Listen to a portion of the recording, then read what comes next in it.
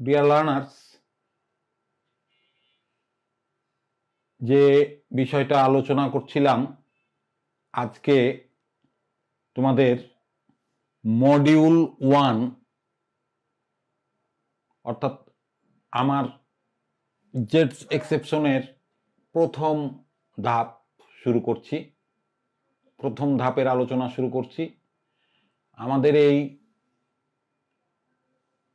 Teaching যে project, এই প্রজেক্টের সিস্টেমটাই হবে এমন, পদ্ধতিটাই হবে এমন, মডিউল 1, মডিউল 2, মডিউল 3 এভাবে এটা প্রসিড করবে, সামনের দিকে আগাবে। আবার প্রত্যেক মডিউলে, কোনো মডিউলে 5টা লেকচার থাকবে, কোনো মডিউলে 10টা লেকচার থাকবে, কোনো মডিউলে মাত্র 2টা লেকচার থাকবে। এরকম প্রত্যেক মডিউলে এক বা একাধিক লেকচার থাকবে। এভাবে আমাদের এগুলো সাজানো হচ্ছে যাতে তোমরা যে কেউ ধারাবাহিকতা মেনটেন করে আমার এই লার্নিং সিস্টেমটা, ইংলিশ লার্নিং সিস্টেমটা তোমরা সহজে ফলো করতে পারো এবং তা থেকে তোমরা উপকৃত হতে পারো। দেখো, আজকে যে মডিউল 1 লেকচার 1, মডিউল 1 লেকচার 1 শুরু করছি, সেটার প্রথম কথাই হচ্ছে যেটা আমি আগেই বলছি যে প্রত্যেক ভাষার মূল উপাদান হচ্ছে ওয়ার্ডস, বিভিন্ন শব্দ। দেখো, অলরেডি মুখ দিয়ে চলে আসছে বিভিন্ন শব্দ। প্রত্যেক ভাষার ওয়ার্ডস কিন্তু একরকম না, সেটা বাংলা হোক, ইংরেজি হোক, আরবি হোক, ওয়ার্ডসগুলো কখনোই একরকম ওয়ার্ড না। এটা বিভিন্ন প্রকারের শব্দ হয়ে থাকে। যেমন তোমার বাংলা ভাষায় যত শব্দ আছে সেই শব্দগুলোকে 5টি ভাগে ভাগ করা হয়েছে, তোমরা জানো। বিশেষ্য, সর্বনাম, অব্যয়, ক্রিয়া, এভাবে ক্রিয়া বিশেষণ এভাবে ভাগ করা হয়েছে বাংলা ভাষায়। অর্থাৎ বাংলা ভাষায় বাংলাতে যত শব্দ আছে সব শব্দগুলোকে 5টি ভাগে ভাগ করা হয়েছে। এটা তোমরা ছোট থেকে দেখে আসছো এবং এটাই সত্য এবং এটাই সেই ভাষার বৈশিষ্ট্য, যে যে কোনো শব্দ হয় বিশেষ্য হবে, অথবা সর্বনাম হবে, অথবা অব্যয় হবে, অথবা ক্রিয়া হবে, অথবা ক্রিয়া বিশেষণ হবে। এর বাইরে কোনো শব্দ যাবে না। ঠিক ইংরেজিতেও তোমরা জানো যে মোট 8 প্রকার শব্দ ইংরেজিতে আছে, যেটাকে তোমরা ছোট থেকে শিখে এসছো পার্টস অফ স্পিচ বলে। হ্যাঁ, আমার এই ইংলিশ মেথডে কনভেনশনাল সিস্টেমের এই পার্টস অফ স্পিচ, এটা যে বাদ পড়ে যাবে তা না। আমি আগেই বলেছি যে কনভেনশনাল সিস্টেমের কিছু অংশ অবশ্যই আসবে বা সব অংশই আসবে, কিন্তু যেটা প্রবলেম ছিল সেটা হলো কোনটা আগে কতটুকু শুরু করতে হবে, কোনটা আগে শুরু করে কতটুকু প্রপরশনেটলি দিতে হবে। আনুপাতিক একটা হার আছে, এই আনুপাতিক হারটা আমরা মিস করছি এবং আমরা সিরিয়ালটা মিস করছি, যেটা আমার এখানে তোমরা পরিচ্ছন্নভাবে জিনিসগুলো দেখতে পারবে। যেমন আমরা পার্টস অফ স্পিচ, ইংরেজিতে 8 প্রকার শব্দ আছে। আমি তোমাদেরকে এই 8 প্রকার নিয়ে এই প্রত্যেক প্রকারের ডিটেলস তোমাদেরকে শিখাবো তা কিন্তু প্রয়োজন নাই। তার কারণ হলো আমার এটা অভিজ্ঞতা থেকে যতটুকু জানি যে ক্লাস 3তে পড়ে এরকম স্টুডেন্ট, অথবা 3-র উপরে 4, 5 থেকে আরম্ভ করে উপরে যতদূর উঠা যায়, যত স্টুডেন্ট আছে রানিং স্টুডেন্ট, অথবা অনেক আগে পড়ছে, লেখাপড়া এখন বন্ধ করে দিচ্ছে, লেখাপড়া কন্টিনিউ করতে পারে নাই, এরকম যে কেউ হোক, পার্টস অফ স্পিচ সম্বন্ধে সাধারণ আইডিয়া নাই, এটা খুব কঠিন বিষয়। এই ধরনের লোক বা এই ধরনের ছেলে খুঁজে পাওয়া যাবে না। পার্টস অফ স্পিচ সম্বন্ধে মোটামুটি 80-90% ধারণা আছে, এটা স্বাভাবিকভাবেই ধরে নেওয়া যায়। এই জন্য পার্টস অফ স্পিচ সম্বন্ধে আমি এটুকুই বলবো যে হ্যাঁ, তুমি যদি ইংরেজিকে দখলে আনতে চাও তাহলে পার্টস অফ স্পিচ সম্বন্ধে তোমার ধারণা থাকতে হবে, এটা একটা শর্ত, এটা একটা প্রিরিকুইজিট, পূর্ব শর্ত, যে পার্টস অফ স্পিচ সম্বন্ধে তোমার একটা ধারণা থাকতে হবে। কোনটাকে নাউন বলে, কোনটাকে অ্যাডজেক্টিভ বলে, কোনটাকে ভার্ব বলে, কোনটাকে অ্যাডভার্ব বলে, কোনটাকে তোমার অ্যাডজেক্টিভ বলে, আরো আছে প্রিপোজিশন, কনজাংশন, ইন্টারজেকশন। এই ওয়ার্ডগুলো কোন ধরনের ওয়ার্ডগুলো নাউন, কোন ধরনের ওয়ার্ডগুলো অ্যাডভার্ব, এই একটা ধারণা তোমাদের অলরেডি আছে। আমি এটা নিয়ে ব্যাপক কিছু বলতে যাব না।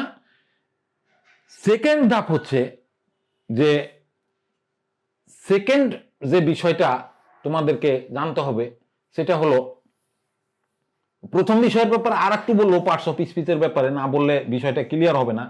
সেটা হলো যে এই পার্ট শুধু 8 প্রকার সিঙ্গেল ওয়ার্ড ব্যবহার করে, আবারও বলছি খেয়াল করো, 8 প্রকারের মধ্যে প্রত্যেক প্রকারের সিঙ্গেল ওয়ার্ড ব্যবহার করে তুমি হাজার সেন্টেন্স তৈরি করতে পারবে।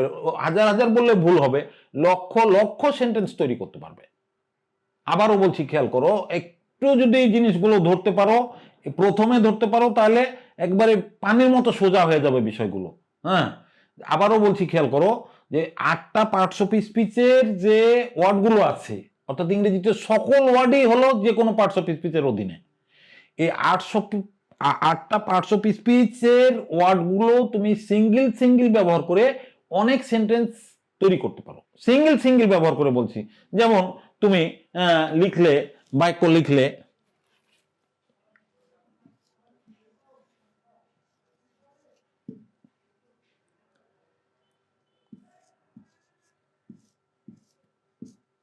খেয়াল করো ডিয়ার লার্নার্স, খেয়াল করো, যেমন তুমি লিখলে হি ইজ টল, তুমি একটা এক্সপ্রেশন দিতে চেষ্টা করছো এবং এক্সপ্রেশনটা দিয়ে ফেলেছো, হি ইজ টল। এই হি ইজ টল ছোট্ট একটা বাক্য, এই ধরনের ছোট্ট বাক্যগুলো তোমরা শত হাজার তৈরি করতে পারবে। বা তোমাদের এই যারা হয়তো 5 ক্লাস পড়ছো, অর্থাৎ 3 থেকে 5 ধরো, যারা 3 থেকে 8 পর্যন্ত পড়ছো বা 3 থেকে 10 পর্যন্ত পড়ছো, তাহলে 3 থেকে 8 পর্যন্ত পড়লে 5 বছর, 3 থেকে ক্লাস 10 পর্যন্ত পড়লে 7-8 বছর। এই যে এত বছর তোমরা বিভিন্ন টেক্সট বই পড়ছো, বিভিন্ন ছোট গ্রামার পড়ছো, বিভিন্ন মডেল বই পড়ছো, বিভিন্ন পরীক্ষায় অংশগ্রহণ করছো, তখন যে বাক্যগুলো তোমরা দেখছো, এগুলো তো তুমি শত বা হাজার ওয়ার্ড তুমি দেখছো এই ধরনের বাক্য। হি ইজ টল, হি, খেয়াল করো, single word, he is single word. আবার দেখো এখানে একটা ওয়ার্ড ব্যবহার করছি, tall, single word, he is tall, সে লম্বা। এ ধরনের তুমি বলতে পারো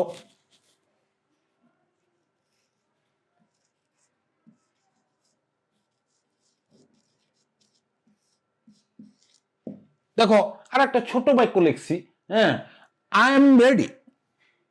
তুমি একটা সাবজেক্টের জায়গায় একটা সিঙ্গেল ওয়ার্ড ব্যবহার করছো, এম এর জায়গায় একটা ভার্বের জায়গায় একটা সিঙ্গেল ওয়ার্ড ব্যবহার করছো, আবার এখানে একটা অ্যাডজেক্টিভ ওয়ার্ড ব্যবহার করছো, সিঙ্গেল ওয়ার্ড ব্যবহার করছো, সবে সিঙ্গেল ওয়ার্ড।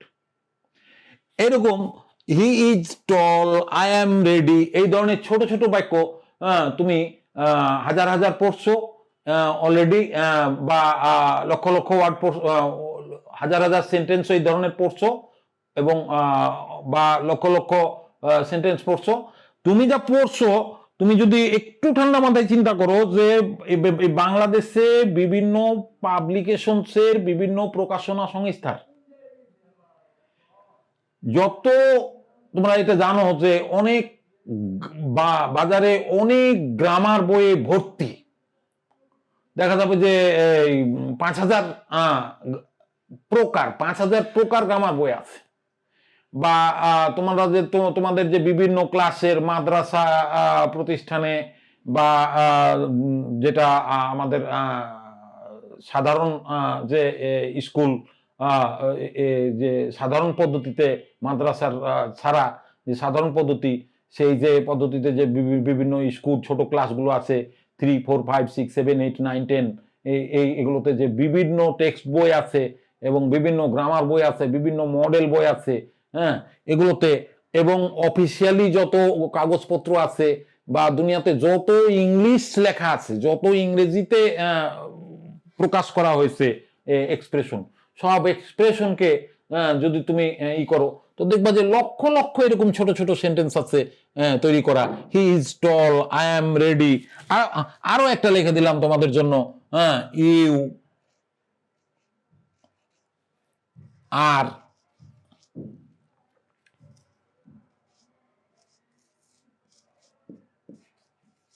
আরো একটা লিখলাম you are active. You are active, লাস্টেটা দেখো, ইউ আর অ্যাক্টিভ, তুমি কর্মঠ। একজনকে তুমি একটা এক্সপ্রেশন দিতেছো, তার ব্যাপারে বলতেছো যে তুমি কর্মঠ। এই ধরনের এই এই এখানেও দেখো সিঙ্গেল ওয়ার্ড ব্যবহার হয়েছে।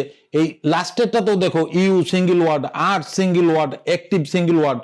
হ্যাঁ, এই সিঙ্গেল ওয়ার্ড ব্যবহার করে, সিঙ্গেল ওয়ার্ড ব্যবহার করে তুমি হাজার হাজার ওয়ার্ড, লক্ষ লক্ষ ওয়ার্ড তৈরি করতে পারো। আমার কাছে একটা লিস্ট আছে, যেটা তোমাদেরকে আমি পরবর্তীতে দিয়ে দিব। হ্যাঁ, এই ধরনের এই ছোট ছোট সেন্টেন্সের 400 সেন্টেন্স একসাথে আমার কাছে আছে। এটা আমি তোমাদের আমার এই ঠিকানা দিয়ে দেবো মোবাইলে, সেটা ক্লিক করলেই তোমরা এটা তোমাদের ইয়েতে মোবাইলে নিয়ে নিতে পারবে। আমার যেটা বক্তব্য, যে জায়গায় আমি বলছি যে জেটস এক্সেপশন, জিআর ব্যতিক্রম কোথায়, সেটা হলো যে আমি দুইটা বিষয়ের উপর খুব হাইলাইট করতে চাচ্ছি। সেটা হলো সিঙ্গেল ওয়ার্ড ব্যবহার করে হাজারো হাজারো সেন্টেন্স লেখা যায়, হাজারো হাজারো সেন্টেন্স ব্যবহার করে এক্সপ্রেশন দেওয়া যায়, এটা একটা বিষয়। দ্বিতীয় যে বিষয়টা হচ্ছে, যেটা যেটা মৌলিক বিষয়, হ্যাঁ, যেটা যেটা আরো বেশি গুরুত্বপূর্ণ এবং যেটা তুমি নিয়ন্ত্রণে আনতে পারলে, তুমি তোমার লার্নিং এর মধ্যে আনতে পারলে, 100% লার্নিং এর মধ্যে দ্বিতীয় এখন যে বিষয়টা বলবো, এটা যদি তুমি আনতে পারো, তাহলে ইংরেজি তুমি 70% শিখে গেছো। একটি ক্ষেত্র, দ্বিতীয় ক্ষেত্র, এটা প্রথম ক্ষেত্র গেছে।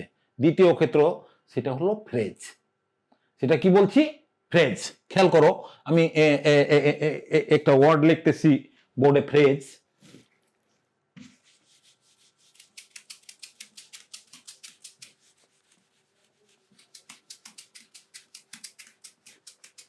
দেখো, বড় করে আমি তোমাদের জন্য লিখতেছি যাতে তোমরা জিনিসটা ধরতে পারো। হ্যাঁ,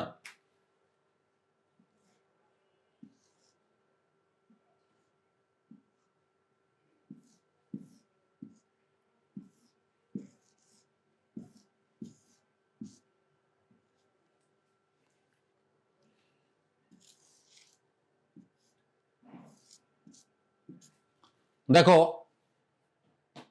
আমি ইচ্ছা করে সব অক্ষরগুলোই, এই ফ্রেজ ওয়ার্ডটার সব অক্ষরগুলোই ক্যাপিটাল লেটারে লিখছি, যাতে তোমাদের কাছে বিষয়টা খুব সহজে চোখে ধরা পড়ে।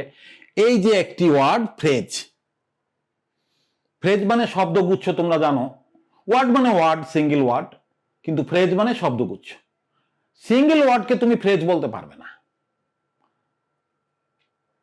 কিন্তু ফ্রেজকে তুমি ওয়ার্ডস বলতে পারবে। ওয়ার্ড না বলে বলতে পারবে ওয়ার্ডস, প্লুরাল বলতে হবে। ফ্রেজকে যদি তুমি বলতে চাও, বলতে পারবে ওয়ার্ডস। কিন্তু হ্যাঁ, ওই ফ্রেজকে তুমি ওয়ার্ডস বলতে পারবে, কিন্তু ওয়ার্ডকে তুমি ফ্রেজ বলতে পারবে না, যেহেতু সে সিঙ্গেল। তো দেখো, হ্যাঁ, এই যে ফ্রেজ ওয়ার্ডটা আমি ব্যবহার করছি, এই ফ্রেজ ওয়ার্ডটা তো আমার এই আলোচনার বা আমার এই লার্নিং যে মেথড, এই লার্নিং মেথডের দ্বিতীয় ক্ষেত্র। ফ্রেজ শুনতে একটি ওয়ার্ড, কিন্তু এই ফ্রেজ 10 প্রকার ফ্রেজ আছে। এই 10 প্রকার ফ্রেজ সিম্পল সেন্টেন্সে ব্যবহার হয়। তোমরা জানো যে ইংলিশকে শিখতে গেলে গঠনগত যে প্রকারভেদ আছে, স্ট্রাকচারগত যে প্রকারভেদ আছে, সেই এতে এই 3টা মেজর কাইন্ডস আছে, প্রকার আছে। Simple, complex, compound. আমার এই লার্নিং মেথডে তোমার এই প্রথম ধাপ হচ্ছে ফ্রেজ এবং দ্বিতীয় ধাপ হচ্ছে ক্লজ। আবারও বলছি, প্রথম ধাপ সিম্পল সেন্টেন্স, যা অধিকাংশ ক্ষেত্রে সিঙ্গেল পার্টস অফ স্পিচের, বিভিন্ন পার্টস অফ স্পিচের সিঙ্গেল ওয়ার্ড দিয়ে যা গড়ে ওঠে, অথবা সিঙ্গেল ওয়ার্ড এবং ফ্রেজের সমন্বয়ে গড়ে ওঠে, অথবা শুধু ফ্রেজের সমন্বয়ে গড়ে ওঠে। ফ্রেজের অধীনের বিভিন্ন ওয়ার্ড নিয়ে ফ্রেজ, এই বিভিন্ন ফ্রেজের অধীনে গড়ে ওঠে। এই সিম্পল ওয়ার্ডকে, এই সিম্পল সেন্টেন্স হচ্ছে আমার এই ইংলিশ লার্নিং মেথডের প্রথম ধাপ। তুমি যদি শুধু সিম্পল সেন্টেন্স কিভাবে গঠন হয় বিভিন্ন ফ্রেজের মাধ্যমে এবং সিঙ্গেল ওয়ার্ডের মাধ্যমে, এটা যদি তুমি শিখে নিতে পারো, তাহলে 70% ইংরেজি তোমার শেখা কমপ্লিট হয়ে গেছে। আবারও বলছি যে তুমি যদি খালি 10 প্রকার ফ্রেজ সেন্টেন্সে বিভিন্ন সিঙ্গেল ওয়ার্ডের সাথে ব্যবহৃত হয়ে কিভাবে অনেক ধরনের স্ট্রাকচারে সিম্পল সেন্টেন্স গঠন করে, এটা যদি তুমি শিখে নিতে পারো প্রথম ধাপে, তাহলে তোমার ইংরেজির ফাউন্ডেশন দাঁড় হয়ে গেছে। তোমার ইংরেজির যে এই ইংলিশ ল্যাঙ্গুয়েজের যে ভিত্তিপ্রস্তর, এটা তোমার তুমি স্থাপন করতে পেরেছো এবং তুমি 70% ইংরেজি শিখে গেছো। কিন্তু তোমাদের প্রতি আমার একটা উপদেশ থাকবে যে সত্যই যদি ইংরেজিকে তোমরা দখল করতে চাও খুব সহজে, তাহলে যখন তুমি সিম্পল সেন্টেন্স শিখবে এবং সেটা অবশ্যই ফ্রেজের সাহায্যে, তখন তুমি এই কমপ্লেক্স কম্পাউন্ড সেন্টেন্সকে দূরে ঠেলে রাখবে। অর্থাৎ কমপ্লেক্স কম্পাউন্ড সেন্টেন্স নিয়ে তখন তুমি নাড়াচাড়া করবে না। কমপ্লেক্স কম্পাউন্ড সেন্টেন্স বিভিন্ন ক্লজ নিয়ে গঠিত। এই ক্লজ এবং কমপ্লেক্স কম্পাউন্ড সেন্টেন্সকে তুমি 50 মাইল দূরে ঠেলে দাও। 50 মাইল দূরে ঠেলে দিয়ে তুমি আগে প্রথম ধাপটা কমপ্লিট করো, যে আমি সিম্পল সেন্টেন্সকে পরিপূর্ণভাবে শিখব এবং সিম্পল সেন্টেন্স বিভিন্ন প্রকার ফ্রেজ নিয়ে গঠিত, যা 70% ইংরেজি কভার করে, এইটা কমপ্লিট করব। এই ফাউন্ডেশনটা যদি তোমার যে কোনো বিল্ডিং এর ফাউন্ডেশন যদি খুব সুন্দর হয়, ওই ফাউন্ডেশনের পর কেউ 6 তলার ফাউন্ডেশন দেয়, সেটা একরকম, কেউ 10 তলা, কেউ 50 তলার ফাউন্ডেশন দেয়। ফাউন্ডেশন একটা বিশাল ব্যাপার। তো তুমি যখন সিম্পল সেন্টেন্সের এই কমপ্লিট লার্নিংটা তুমি করতে পারবে, তোমার ভিতরে আনতে পারবে, অর্থাৎ ফ্রেজ এবং পার্টস অফ স্পিচের যে প্লেসমেন্ট, যে ওয়ার্ড অর্ডার সিস্টেম, এটা যখন তোমার নিয়ন্ত্রণে আনতে পারবে, তখন তোমার ফার্স্ট পেজ তুমি কমপ্লিট করে ফেলেছো, ফাউন্ডেশন তুমি স্ট্রং করে ফেলেছো।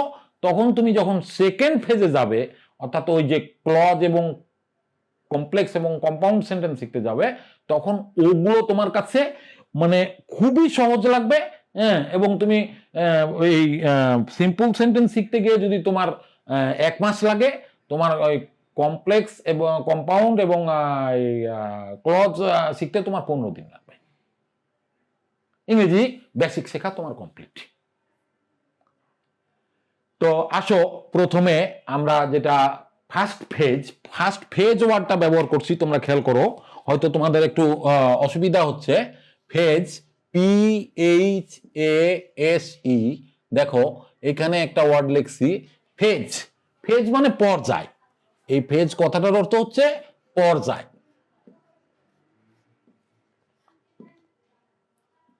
এই ফেজ কথাটার অর্থ হচ্ছে পর্যায়।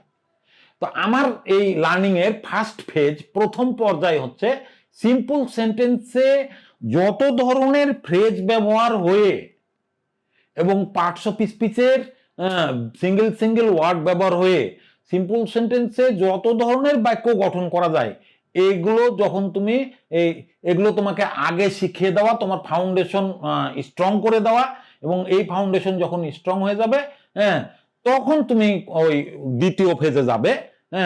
এইটাই আমার এই এই জেডস এক্সেপশনের হ্যাঁ যে টিচিং পদ্ধতি, এটার মূল বৈশিষ্ট্য বলতে পারো।